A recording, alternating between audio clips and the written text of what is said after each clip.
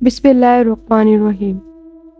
السلام علیکم، welcome to my YouTube channel horror stories 502۔ کیسے ہیں آپ لوگ؟ امید کرتی ہوں خیریت سے ہوں گے اور اللہ تعالیٰ آپ سب کو ہمیشہ خوش اور صحت مند رکھے، آمین۔ کہانی شروع کرنے سے پہلے آپ سب سے ریکویسٹ ہے کہ اگر کہانی آپ کو اچھی لگے تو لائک، شیئر، کمنٹ ضرور کیا کریں، اور اگر آپ کے ساتھ کوئی خوفناک واقعہ پیش آیا ہے تو ہمارے ساتھ شیئر کریں۔ شکریہ۔ تو آج کی کہانی کچھ اس طرح شروع ہوتی ہے۔ دور تک جاتی سنسان ویران سڑک اور گہرا ہوتا اندھیرا حارث کی پریشانی میں اضافہ کر رہا تھا۔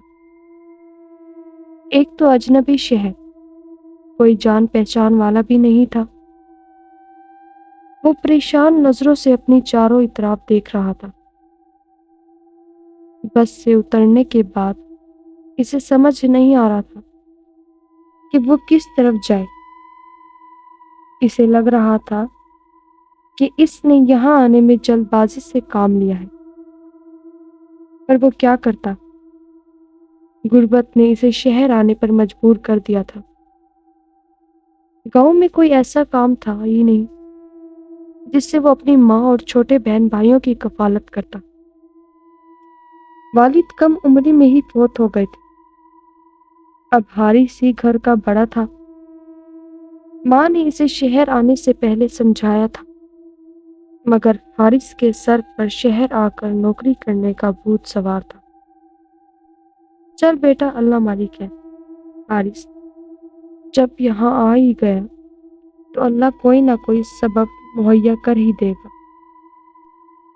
وہ بیگ اٹھائے منہ میں بڑبڑاتے اپنے انجانے راستے کی طرف چلنے لگا۔ بڑھتے ہوئے اندھیرے کی وجہ سے اسے راستہ دکھائی ہی نہیں دے رہا تھا کہ وہ کس طرف جا رہا ہے۔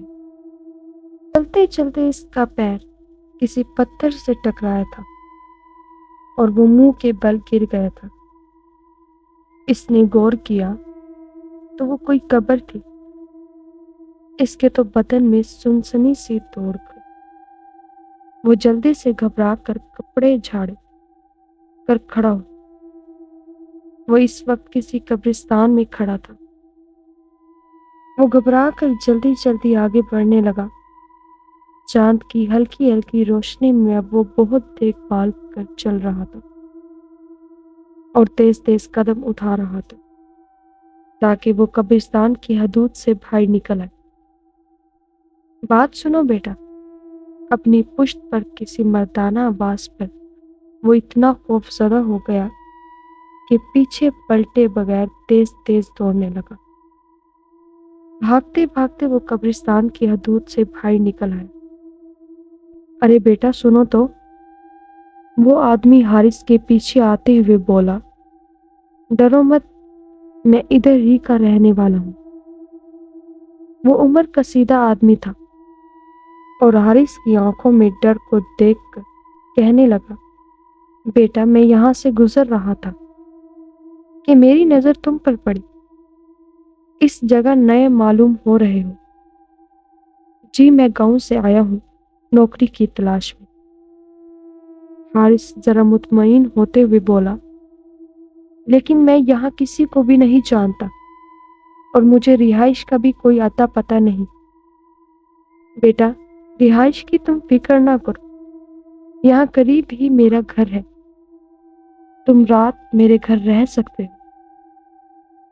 بوڑھے کی پیشکش پر حارث کی خوشی دیدنانی تھی، لیکن کرایہ کیا ہوگا آپ کا؟ بیٹا کرائے کی فکر نہیں کرو، جب تک دل چاہے رہنا۔ بیٹا گھر میں اور میری بیوی ہی ہوتے ہیں، گھر میں ہمارا اکیلا پن بھی دور ہو جائے گا اور تمہارا رہائش کا مسئلہ بھی ختم ہو جائے گا۔ حارث کو یقین ہی نہیں آ رہا تھا کہ اتنی جلدی اس کی اتنی بڑی مشکل دور ہو جائے گی۔ باتیں کرتے کرتے وہ ایک گھر کی جانب آ کر رک گئے۔ گھر کافی پرانا خستہ حالت کا لگ رہا تھا۔ وہ دروازہ کھول کر اسے اندر لے آئے۔ گھر میں داخل ہوتے ہی عجیب سی ٹھنڈک کا اندیشہ ہو رہا تھا۔ اتنی گرمی میں بھی گھر کا ماحول عجیب ٹھنڈک لیے ہوا تھا۔ بڑا صحن تھا جہاں پر ایک تخت بچھا ہوا تھا۔ صحن کی جانب ایک چھوٹا سا باورچی خانہ تھا اور دوسری جانب چھوٹا سا ایک کمرہ تھا جہاں پلنگ پر ایک بوڑھی عورت بیٹھی دکھائی دے رہی تھی۔ صحن میں لگے نیم کے درخت پر بیٹھی کالی سیاہ بلی حارث کو وحشت سے گھور رہی تھی، بلکہ نہ صرف گھور رہی تھی، تہبلی کی نظروں سے حارث کو عجیب ہی وحشت کا احساس ہو رہا تھا۔ صحن میں لگی سیڑھیوں کی جانب وہ بوڑھا حارث کو لے کر بڑھا۔ سیڑھیاں اوپر کی جانب جا رہی تھی۔ حارث بھی آہستہ آہستہ ان کے پیچھے چلنے لگا۔ سیڑھیوں کے اختتام پر ایک چھوٹا سا کمرہ تھا اور کمرے کے برابر میں ایک چھوٹا سا باتھ روم تھا۔ بیٹا، یہ تمہارا کمرہ ہے، بوڑھا آدمی کمرے کی جانب جاتے ہوئے بولا۔ اب تم آرام کرو، میں کچھ کھانے کے لیے لاتا ہوں۔ نہیں نہیں، میں بس سونا چاہتا ہوں، بہت تھک گیا ہوں۔ ٹھیک ہے بیٹا، جیسے تمہاری مرضی، صبح ملاقات ہوگی۔ حارث سارے کمرے کا جائزہ لینے لگا۔ کمرے میں قالین بچھا تھا، کونے میں سنگل بیڈ رکھا تھا اور بیڈ کے سامنے 2 کرسیاں رکھی ہوئی تھی۔ حارث ایک طرف بیگ رکھ کر نہانے چلا گیا۔ نہا کر آیا تو خود کو کافی پرسکون محسوس کر رہا تھا۔ وہ لیٹنے سے پہلے کمرے کا دروازہ بند کرنے کے بعد کھڑکی کے دونوں پٹ بند کرنے لگا۔ وہ کھڑکی سیڑھی کی جانب کھلتی تھی۔ اسی کمرے میں دوسری کھڑکی بھی تھی جو روڈ کی جانب کھلتی تھی۔ حارث اس کھڑکی کی طرف دیکھنے لگا تو کھڑکی سے نظر آتے قبرستان کی طرف اس کی نظر پڑی۔ اس نے گھبرا کر کھڑکی بند کر دی اور بیڈ پر آ کر لیٹ گیا۔ تھکاوٹ تھی، اس لیے لیٹتے ہی نیند کی آغوش میں چلا گیا۔ صبح آنکھ اس کی دروازے پر ہونے والی دستک سے کھلی۔ وہ جلدی سے اٹھا تو وہ بوڑھا اسے کھڑکی سے جھانکتا دکھائی دیا۔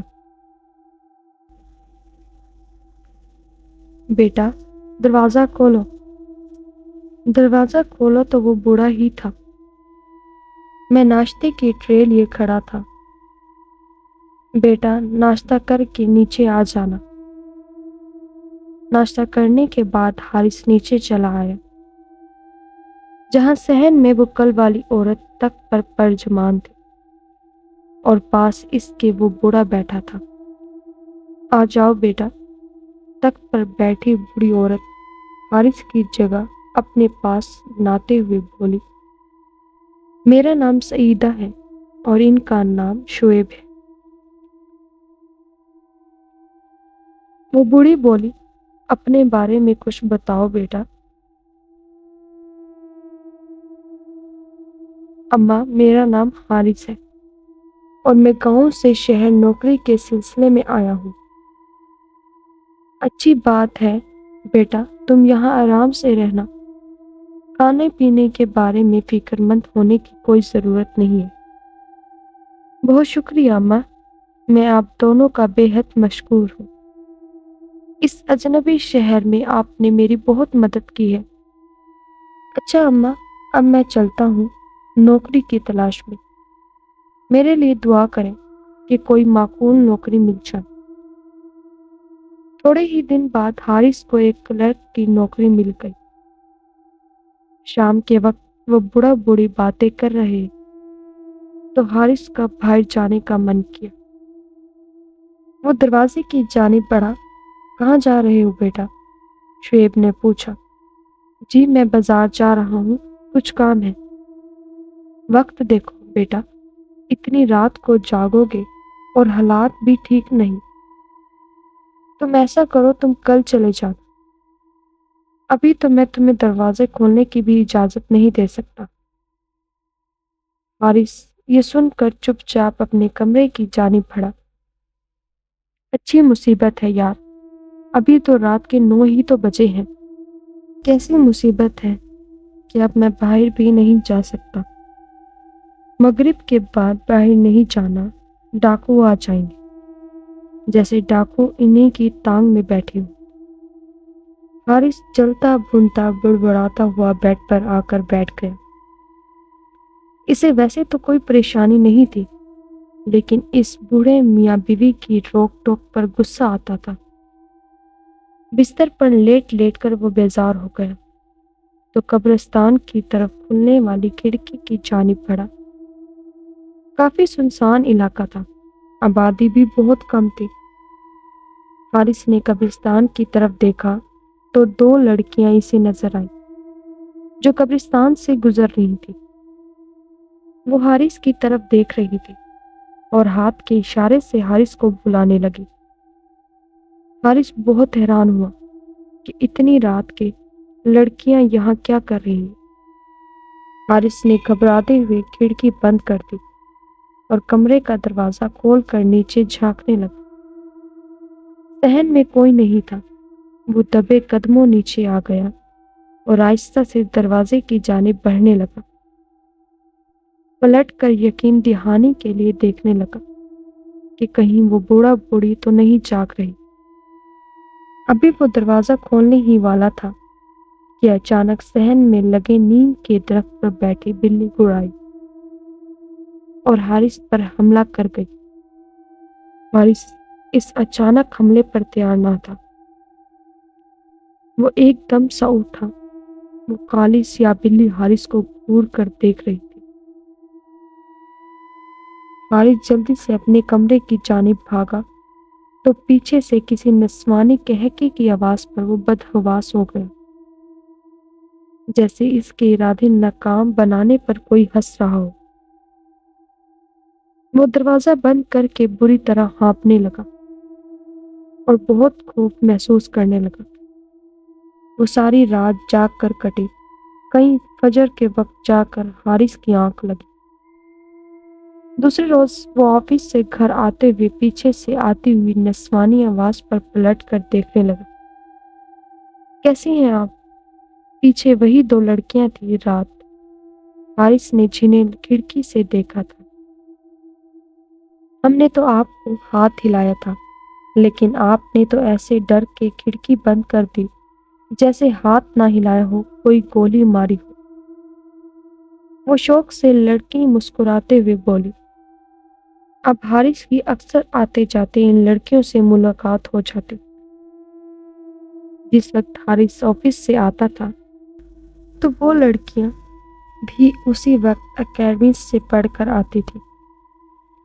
حارث کو شوق و چغل سے آئمہ اچھی لگنے لگی تھی۔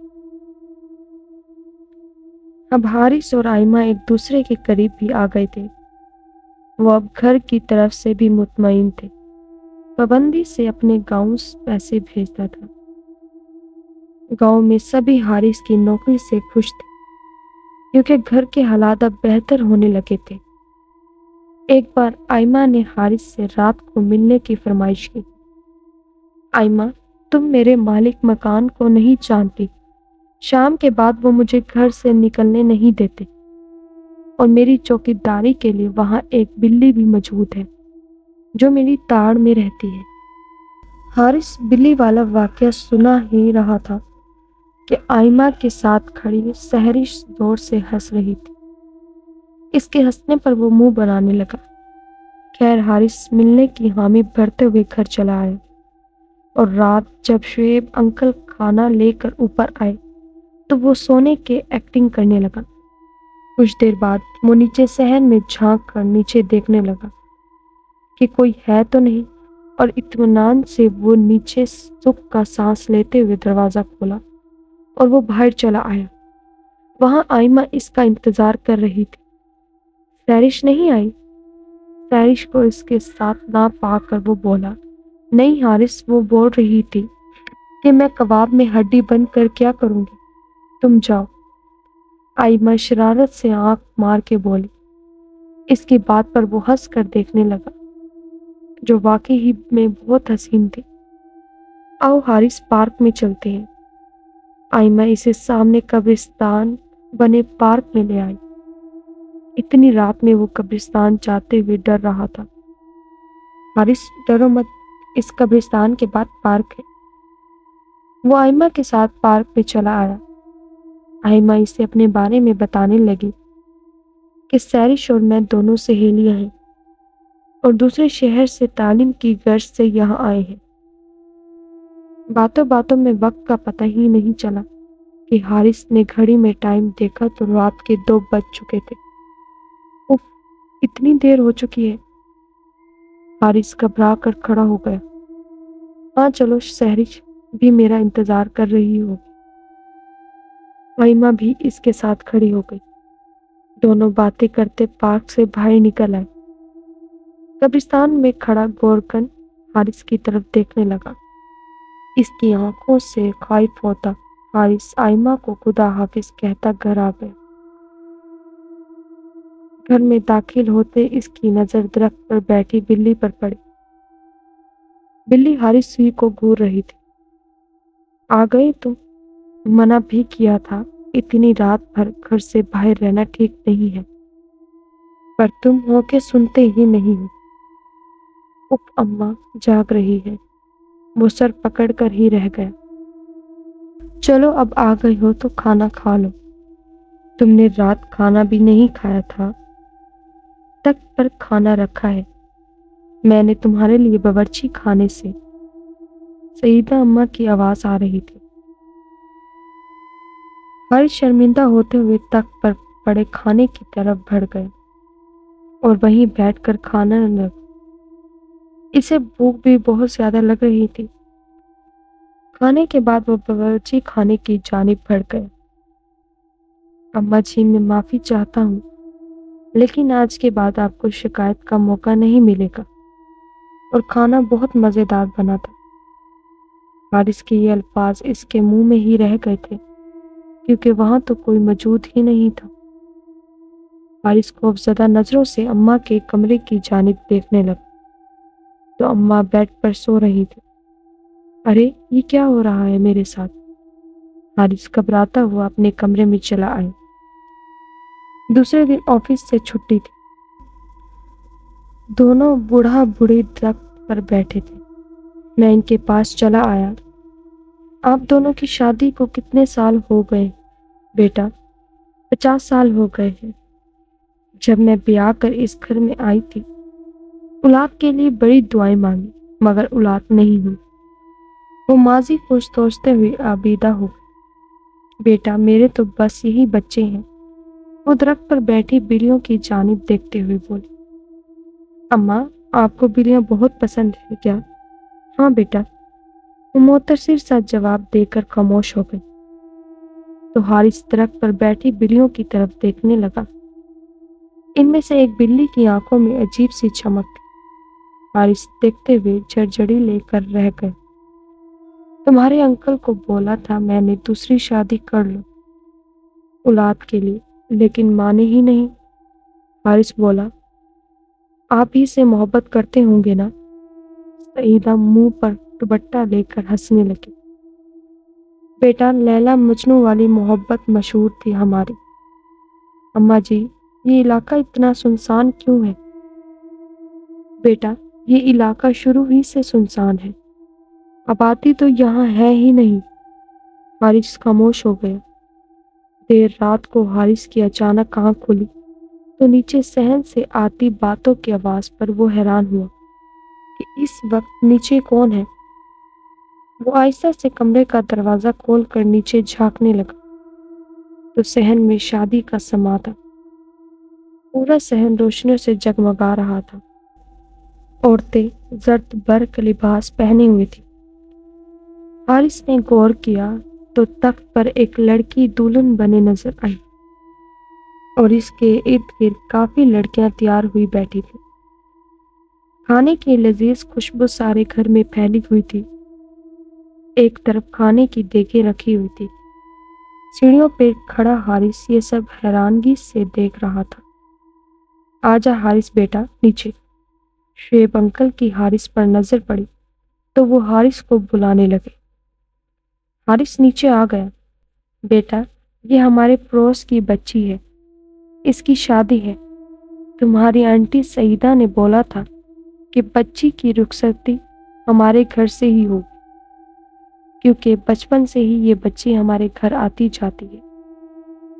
انکل کی بات پر حارث بڑی اماں کی جانب دیکھنے لگا، جو شادی کے ہر کام میں آگے آگے تھی۔ کھانا لگا تو حارث بھی کھانا کھانے بیٹھ گئے۔ اتنا لذیذ کھانا تھا، چلا آیا۔ وہ دونوں میاں بیوی سونے کے لیے کمرے میں جا چکے تھے۔ اس نے صحن میں لگے درخت کی جانب پلٹ کر دیکھا تو وہاں بلیاں بھی موجود نہیں تھی۔ کافی دیر ہو چکی تھی، اب نیند بھی آنے لگی تھی۔ دوسرے دن آفس بھی جانا تھا تو وہ سونے کے لیے اپنے کمرے میں چلا گیا۔ کمرے میں داخل ہوا تو اسے لگا کہ اس کے پیچھے پیچھے کوئی آیا ہے۔ اس نے 3 بار چونک کر سرہانے کے ارد گرد بھی دیکھا، مگر کوئی نہ تھا۔ گلاب کی تیز خوشبو اسے محسوس ہوئی۔ حارث، جو کہ بستر پر دراز تھا، گھبرا کر اٹھ کر بیٹھ گیا۔ نسمانی کے ہے کہ اس کی سماعتوں سے ٹکرائے۔ کون ہے؟ کون ہے؟ حارث نے ڈرتے ڈرتے پوچھا۔ وہ خوف زدہ اپنے چاروں اطراف دیکھنے لگا، مگر وہاں کوئی نہ تھا۔ پوری رات اسے لگا کہ کوئی نسوانی ہاتھ اسے سر سے ہلاتا رہا ہے۔ فجر کے وقت تک یہی سب ہوتا رہا۔ آفس میں بھی حارث سے کام نہیں ہو رہا تھا، کیونکہ رات بھر وہ سو نہ سکا تھا۔ شام واپسی پر گھر کی طرف آتے ہوئے آئمہ نظر آ گئی۔ آئمہ کو دیکھتے ہی حارث کی ساری تھکان دور ہو گئی۔ وہ تھوڑی دیر بعد پارک میں بیٹھ کر اس سے باتیں کرنے لگا۔ آئمہ، تمہیں پتہ ہے کل میرے مالک کے مکان کے گھر میں اس کی پڑوسن کی شادی تھی۔ دلہن بنی لڑکی کو دیکھ کر مجھے خیال آیا کہ ایک دن تم بھی میری دلہن بنے بیٹھو ہوگی۔ کاش، آئمہ دھیرے سے بولی۔ کیا مطلب؟ وہ نہ سمجھی سے بولی۔ کاش ایسا ہو کہ میں تمہاری دلہن بنوں۔ فکر مت کرو، تمہاری شادی جلد مجھ سے ہی ہوگی۔ میں کچھ دنوں تک اپنے گاؤں جاؤں گا تو تمہاری اور اپنی شادی کی بات کروں گا۔ حارث، کیا سچ میں تم مجھ سے شادی کرو گے؟ ہاں آئمہ، میں وعدہ کرتا ہوں کہ شادی تم سے ہی کروں گا۔ گھر آ کر حارث بیگ پیک کرنے لگا، کیونکہ پرسوں وہ گاؤں جا رہا تھا۔ آج رات بھی آئمہ نے اسے پارک میں ملاقات کرنے کا کہا تھا۔ آئمہ سے رات کو ملاقات کے بعد پارک سے واپس پر حارث کا پیر کسی پتھر سے ٹکرایا اور دھڑم سے نیچے گر پڑا۔ اس نے جلدی سے موبائل کی ٹارچ جلائی تاکہ راستہ دیکھ سکے۔ موبائل کی روشنی سیدھی قبر کی روشنی پر پڑی۔ حارث کی آنکھوں کے آگے اندھیرا چھا گیا تھا۔ قبر کی تختی پر لکھا تھا شعیب خان۔ وہ بامشکل کھڑا ہوا تو اسی قبر کے برابر میں ایک اور قبر تھی، جس پر لکھا تھا سعیدہ شعیب۔ حارث کو لگ رہا تھا کہ وہ اب بے ہوش ہو کر رہ جائے گا۔ بھائی، کیا ہو گیا؟ پیچھے سے گورکن کی آواز آئی۔ وہ یہ قبر؟ حارث کے ٹوٹے پھوٹے الفاظ اس کے منہ سے نکل رہے تھے۔ ہاں بھائی، یہ دونوں میاں بیوی تھے، سامنے والے گھر میں رہتے تھے۔ گورکن اس گھر کی طرف اشارہ کرنے لگا جہاں حارث رہ رہا تھا۔ آج سے 5 سال پہلے شعیب صاحب کے گھر میں ڈاکو گھس گئے تھے اور بے رحم ڈاکوؤں نے شعیب اور اس کی بیوی سعیدہ کو قتل کر دیا تھا۔ بھائی جان، دھیان رکھا کریں، حالات آگے ہی بہت خراب ہے۔ یہاں ڈاکوؤں کا بسیرا ہے۔ حارث کو بے ساختہ اماں کے الفاظ یاد آ گئے۔ اتنا ڈرے ہوئے کیوں ہو؟ کیوں؟ نہیں بھائی، کچھ نہیں۔ حارث بھاگا گھر گیا۔ مجھے کسی بھی حال میں ابھی کے ابھی یہاں سے نکلنا ہوگا۔ حارث خوف سے دھڑکتے دل کے ساتھ گھر میں داخل ہوا۔ और तेजी से अपने कमरे में दाखिल हुआ। अपना सामान समेट ही रहा था कि दरवाजे पर दस्तक हुई तो हारिस मजीद खौफजदा हो गए। सीढ़ी वाली खिड़की से देखा तो सामने आइमा खड़ी थी। तुम यहाँ कैसे? हारिस पसीना साफ करते हुए बोला। हारिस, मैं भी तुम्हारे साथ चलूंगी। हारिस आइमा की ये बात सुनकर जल्दी जल्दी सामान समेटने लगा। तभी हारिस के दिमाग में झमका हुआ, आइमा, तुम्हें कैसे पता कि मैं जा रहा हूँ? हारिस पास खड़ी आइमा से पूछने लगा। आइमा, तुम कहीं नहीं जाओगी। तुम इस तरह अपने कबीले की नाफरमानी नहीं करोगी। तभी अचानक सहरिस बोली, हारिस, आइमा ने आपको हकीकत बताने से मना किया था। मेरे ख्याल में आपको हकीकत से वाकिफ कर देना चाहिए। आइमा के लाख रोकने के बावजूद सहरिस बताने लगी, हमारा ताल्लुक जिन्नात के कबीले से है और बाहर सैन में लगे दरख्त पर हम बहुत अरसे से अपने आबो अजदा के साथ रह रहे हैं। जो बिल्लियां आपको दिखाई देती हैं वो हम ही हैं। पहले दिन जब आपने इस घर में कदम रखा था तो पहली नज़र ही में आइमा आपकी दीवानी हो गई थी। मैंने तो आइमा को बहुत रोका कि अगर वो आपके साथ जाएगी तो हमारे कबीले के बड़े आइमा को मार ही देंगे और साथ ही आपकी जान को भी खतरा है। सईदा आंटी जब यहाँ ब्याह कर आई थी तो इन्हें हमारी मौजूदगी का पता चल चुका था। इनकी कोई औलाद नहीं थी, इसलिए हम ही इनकी बेटियों की तरह हैं। लेकिन वो दोनों भी कब के मर चुके हैं। ये घर खाली वीरान खंडर है, इधर कोई जिंदा इंसान नहीं है। इस रात जो अपनी शादी देखी थी वो हमारे ही कबीले की लड़की की शादी थी। हारिस को लग रहा था कि किसी भी वक्त इसके दिल की धड़कन बंद हो जाएगी। हारिस का सारा वजूद पसीने से भीगा हुआ था। हारिस, तुम कहीं नहीं जाओगे। बेटा, तुम हमारे बेटे की तरह हो। शुएब अंकल सीढ़ियां चढ़कर ऊपर आने लगे। हारिस ने खौफजदा होकर दरवाजा बंद कर दिया। या अल्लाह पाक, मेरी मदद कर, मैं कहाँ जिन्नात में फंस गया हूँ। हारिस फूट फूट कर रोने लगा और अल्लाह ताला से मदद मांगने लगा। कलमा पढ़ने लगा, आयतल कुर्सी पढ़ने लगा। पूरी रात वक्के वक्के से दरवाजे पर होने वाली दस्तक और सईदा की सिसकी हुई आवाज़, इसको जाने मत देना, मैं इसे किसी भी सूरत में जाने नहीं दूंगी। मेरा कोई बेटा नहीं है, ये मेरा बेटा है। हारिस अब मेरा बच्चा है। बूढ़ी सईदा की आवाज़ हारिस के कानों में हथौड़े की तरह गूंज रही थी और साथ में नस्वानी बयान करती हुई आवाज़ जो आइमा की थी। हारिस, तुमने मुझसे वादा किया था कि तुम मुझसे ही शादी करोगे। तुम ऐसे कैसे जा सकती हो? मैं तुम्हें ऐसे हरगिज़ जाने नहीं दूंगी। हारिस दोनों हाथों से कानों को जगड़े दरवाजे पर पुश्त लगाए रहा था और कलमा पढ़ता रहा। फजर के वक्त आवाज़ों का सिलसिला खत्म हुआ। इसने दरवाज़ा खोल कर नीचे झांका, जहां अब बिल्कुल खामोशी थी। वो बैग उठाए अंधाधुंध सीढ़ियां उतरता दरवाज़ा खोलकर बाहर की जानिब भागा। वो बुरी तरह और पूरी जान से बस भागे ही जा रहा था। भागता भागता सड़क की जानिब आते हुए आसमान की तरफ देखा और शुक्र के आंसू इसके गाल पर थे। इसे यकीन नहीं आ रहा था कि वो जिंदा बचकर आ गए हैं। ये सोचकर इसे रोंगटे खड़े हो रहे थे कि वो 6 महीने जिन्नात के साथ रहा है। आज इस बात को 10 साल गुजर चुके हैं और आज 8 साल बाद वो अपनी माँ और बीवी बच्चों के साथ शहर में मुकीम है। आज किसी काम से जब वो अपनी बीवी के साथ इसी सुनसान इलाके से गुजरा तो इत्तेफाक से इसी घर के पास से इसका गुजर हो। घर के पास से गुजरते हुए इसके पूरे जिस्म में एक सर्द की लहर दौड़ गई। आज भी वो घर वैसे ही वीरान पड़ा था। हारिस की निगाह बेइख्तियार इस कमरे की खिड़की की जानिब उठी जहां इसने 6 माह कयाम किया था, मगर वहां के मंजर ने इसे दहशत से खौफजदा कर दिया। आइमा खिड़की में खड़ी मुस्कुराते हुए हाथ हिलाते हुए दिखाई दी। حارث نے خوفزدہ ہو کر اپنی نگاہیں نیچے کی اور کلمہ پڑھتے ہوئے گاڑی کی رفتار تیز کر دی اور اس علاقے سے باہر نکل آیا۔ مزید اچھی کہانی سننے کے لیے ہمارے اس چینل کو سبسکرائب کریں۔ تب تک کے لیے شکریہ۔ خدا حافظ۔